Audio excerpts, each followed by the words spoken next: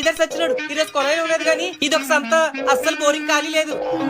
అన్నయ్య గారు, నాకు డోక్రా మీటింగ్ కి టైం అయిపోతుంది. కొంచెం చోటిస్తారా? నీళ్లు పట్టుకొని వెళ్ళిపోతాను.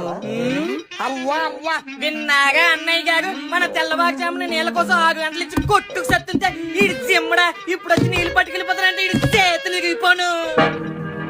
ఈ బోరింగ్ ఏమైనా నీదేంట్రా నీ జిమ్మడా? అవునరా చిమ్మడా, ఈ బోరింగ్ నాదే.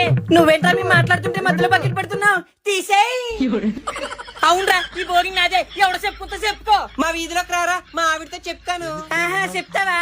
దమ్ముంటే చెప్పుకోగా, దమ్ముంటే చెప్పుకోగా. నువ్వు కూడా చేయగా. దమ్ముంటే చెప్పుకోగా మీ ఆవిడికి.